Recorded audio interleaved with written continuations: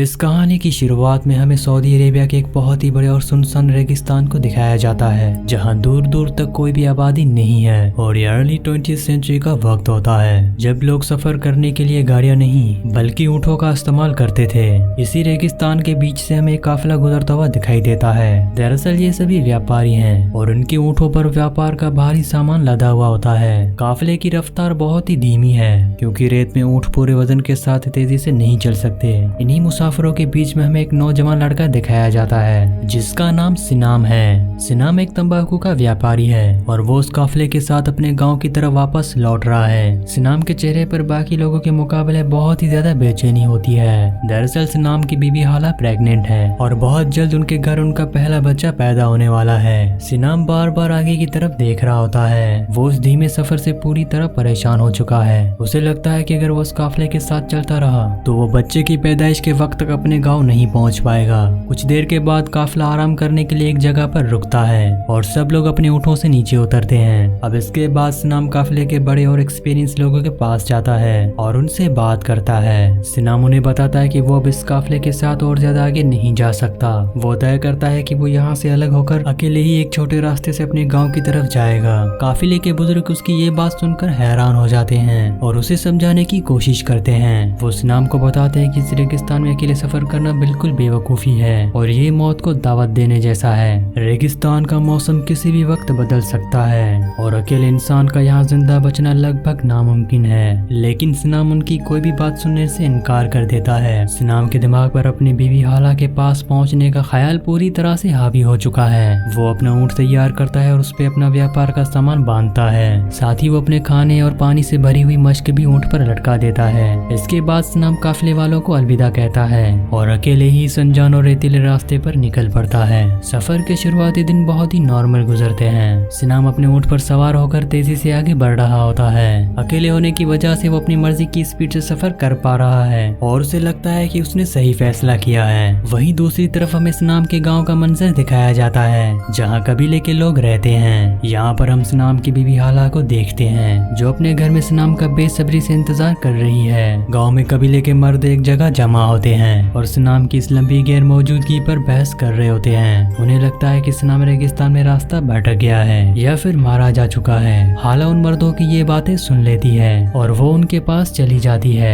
हाला आम औरतों की तरह खामोश नहीं रहती, बल्कि वो कबीले के मर्दों के साथ डटकर सामना करती है। वो उन मर्दों से कहती है कि सनाम जिंदा है और कबीले को उसकी तलाशी के लिए कुछ करना चाहिए। हाला उन्हें मजबूर करती है कि वो उम्मीद ना हारें और सनाम की वापसी को इंश्योर करें। अब इसके बाद हमें वापस रेगिस्तान का मंजर दिखाया जाता है, जहां सिनाम का सफर जारी है। एक दिन सिनाम अपने कैंप से थोड़ा दूर किसी छोटे शिकार के लिए आसपास का मुआयना करने के लिए जाता है। जब वो वापस अपने ऊँट की तरफ लौट रहा होता है तो वो दूर से कुछ अजीब हलचल देखता है। सिनाम देखता है कि उसके ऊँट के पास कुछ अनजान आदमी खड़े हैं। दरअसल ये कोई और नहीं बल्कि डाकू होते हैं, जो सिनाम के ऊँट पर लदे हुए सामान और बैग्स को खोलकर उनकी छानबीन कर रहे होते हैं। सिनाम बिना सोचे समझे उनकी तरफ भागता है ताकि अपने सामान को बचा सके, लेकिन वो चोर पहले से ही तैयार होते हैं और उनके पास खतरनाक हथियार भी मौजूद होते हैं। अब जैसे ही सिनाम उनके करीब पहुंचता है, वो चोर अचानक से सिनाम पर हमला कर देते हैं। सिनाम उनका मुकाबला करने की पूरी कोशिश करता है और इनके बीच लड़ाई होना शुरू हो जाती है, लेकिन सिनाम बिल्कुल अकेला होता है और चोर उससे तादाद में ज्यादा होते हैं, जिसका फायदा उठाकर वो सिनाम को बुरी तरह से पीटना शुरू कर देते हैं और उसे मार मार कर रेत पर गिरा देते हैं। सिनाम उनके लगातार वार से पूरी तरह जख्मी हो जाता है और उसकी आंखों के सामने अंधेरा छाने लगता है और आखिरकार सिनाम बेहोश होकर वहीं मिट्टी पर गिर जाता है। चोर उसकी अधमरी हालत का फायदा उठाते हैं और सिनाम का ऊँट अपने कब्जे में ले लेते हैं। वो उसका व्यापार का सामान, उसका खाना और उसकी सबसे कीमती चीज, उसके पानी की मश्क लूट लेते हैं। इसके बाद वो चोर सिनाम को उसी जलती हुई रेत पर अकेला छोड़कर निकल जाते हैं। कुछ वक्त गुजर जाने के बाद जब सिनाम को होश आता है तो वो दर्द से कराहता हुआ अपनी आंखें खोलता है।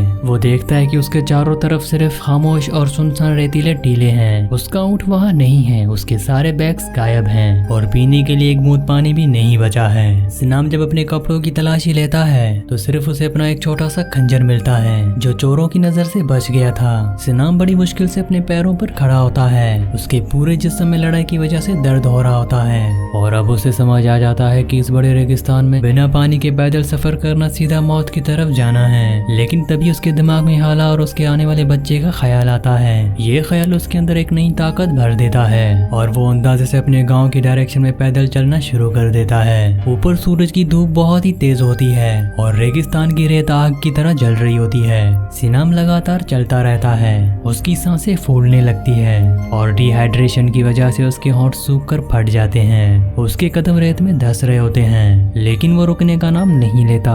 तभी चलते चलते सिनाम को एहसास होता है कि इस सुनसान जगह में उसका कोई पीछा कर रहा है। सिनाम जल्दी से पीछे मुड़कर देखता है और जब वो पीछे मुड़कर देखता है तो उसके होश उड़ जाते हैं। कुछ ही दूरी पर एक अकेला भेड़िया चुपचाप खड़ा होकर उसे घूर रहा होता है। सिनाम फौरन अपना खंजर निकाल लेता है। उसे लगता है कि ये भेड़िया उसके ऊपर हमला करने वाला है, लेकिन अजीब बात यह होती है कि वो भेड़िया अपनी जगह से बिल्कुल नहीं हिलता।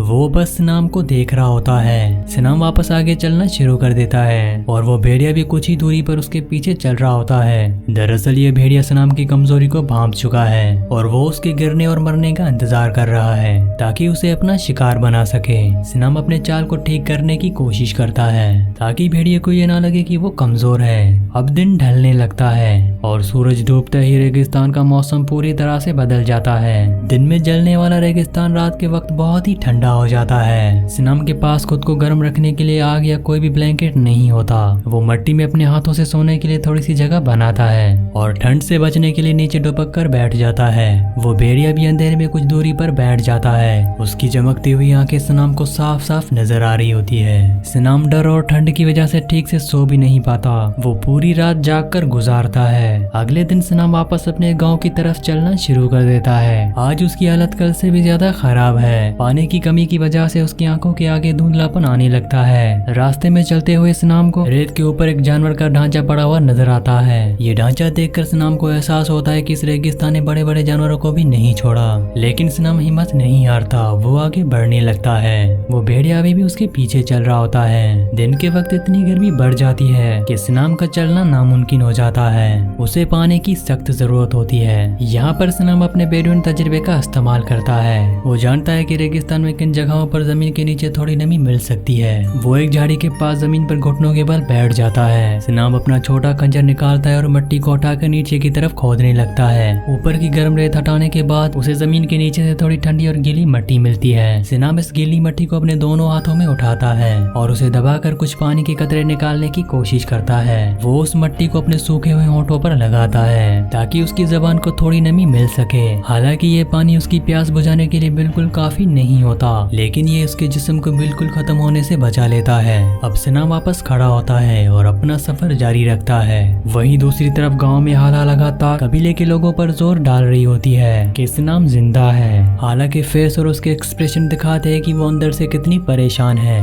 लेकिन वो दूसरों के सामने कमजोर नहीं पड़ती। वो अपनी इस उम्मीद को टूटने नहीं देती और कबीले के मर्दों को सिनाम को ढूंढने के लिए पूछ करती रहती है। दूसरी तरफ अब सिनाम पर फिजिकली और मेंटली पूरी तरह से थकावट पूरी तरह से असर दिखाना शुरू कर देती है। गर्मी और प्यास की वजह से सिनाम को अजीब अजीब हेलुसिनेशन होना शुरू हो जाते हैं। उसे चलते चलते अचानक अपनी बीवी हालना की विजुअल्स दिखाई देते हैं, जैसे वो उसके सामने खड़ी हो। सिनाम अपने हाथ आगे बढ़ाता है, लेकिन वो विजुअल्स जल्द गायब हो जाते हैं और वहाँ सिर्फ रेत होती है। सिनाम खुद को होश में रखने की पूरी कोशिश करता है। तभी वो नोटिस करता है जो भेड़िया उसके पीछे चल रहा था, उसकी चाल भी अब पहले जैसी नहीं रही। वो भेड़िया भी अब सिनाम की तरह थक चुका है और उसके कदम भी धीमे पड़ चुके हैं। दरअसल वो जानवर भी इस रेगिस्तान की भूख और प्यास का शिकार हो रहा है। सिनाम अब उस भेड़िया को एक दुश्मन या फिर एक खतरे की नजर से नहीं देखता। उसे लगता है कि ये भेड़िया भी उसी की तरह इस बेरहम रेगिस्तान में सिर्फ जिंदा रहने की कोशिश कर रहा है। दोनों एक ही अजाब से गुजर रहे होते हैं और सिनाम को इस अकेलेपन में उस भेड़िए की मौजूदगी से एक अजीब सी आदत हो जाती है। सिनाम आगे आगे लड़खड़ाता हुआ चलता रहता है और भेड़िया भी उसके पीछे पीछे आ रहा होता है। तब अचानक से सिनाम देखता है कि आसमान का रंग तेजी से बदल रहा है और धूप कम होना शुरू हो गई है।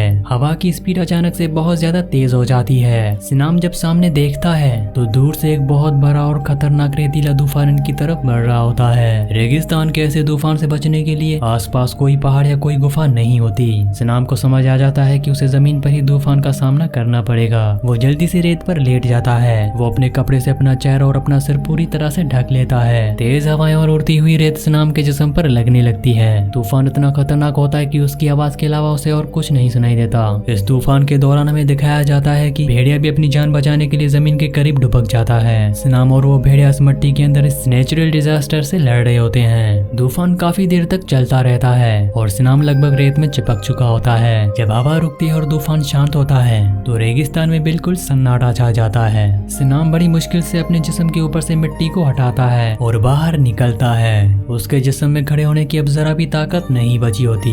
सिनाम जमीन पर बैठा होता है और इधर उधर देखने लगता है। उसे वो भेड़िया थोड़ी दूरी पर दिखाई देता है जो तूफान के बाद अब वहीं पर रुका हुआ है, लेकिन अब वो सिनाम के पीछे नहीं आता। सिनाम को एहसास होता है कि उसके जिस्म ने पूरी तरह से जवाब दे दिया है और वो मौत के बिल्कुल करीब है। लेकिन तभी सिनाम की धुंधली आंखों को दूर ऊपर कुछ स्ट्रक्चर्स दिखाई देते हैं। सिनाम उन्हें ध्यान से देखने की कोशिश करता है और उसे समझ आ जाता है कि वो स्ट्रक्चर्स असल में खजूर के पेड़ और मिट्टी के घर हैं। सिनाम को अपनी आंखों पर यकीन नहीं होता कि उसने वाकई ही इस मौत के रेगिस्तान को पार कर लिया है। ये वही गांव होता है जहां उसकी वाइफ हाला उसका इंतजार कर रही होती है। अपने गांव को देखकर सिनाम के अंदर एक आखिरी ताकत जाग उठती है। सिनाम गांव के अंदर थोड़ा ही आगे बढ़ता है कि उसकी ताकत पूरी तरह से खत्म हो जाती है और वो वही मिट्टी पर गिर जाता है। हाला अपने हस्बैंड को इस हालत में देखकर बहुत ही रोती है, लेकिन वो बहुत ही खुश है कि सिनाम वापस आ गया। सिनाम ने अकेले ही धूप, प्यास और रेगिस्तान की मौत को हराकर अपनी बीवी का वादा पूरा कर दिया था। अब इसके बाद सीन वापस उस रेगिस्तान की तरफ शिफ्ट होता है जहाँ दूर एक रेत के टेले पर वो अकेला भेड़िया शांत खड़ा होकर सिनाम के गांव की तरफ देख रहा होता है। उस भेड़िए ने सिनाम पर हमला नहीं किया था और दोनों ने मिलकर अपनी अपनी जगह से रेगिस्तान की सख्ती को झेल लिया। वो भेड़िया वापस मुड़कर उस खतरनाक रेगिस्तान में कहीं गायब हो जाता है। सिनाम और हाला अब एक दूसरे के साथ हैं और आने वाले बच्चे के साथ वो अपनी आगे की जिंदगी के लिए तैयार हैं। इसी सीन के साथ इस कहानी का एंड हो जाता है। नेक्स्ट मूवी आप कौन सी सुनना चाहते हैं मुझे कमेंट्स में लाजमी बताइएगा और प्लीज अगर आपको ये वीडियो पसंद आई हो तो हमारी वीडियो को लाइक और चैनल को सब्सक्राइब लाजमी से कर दीजिएगा।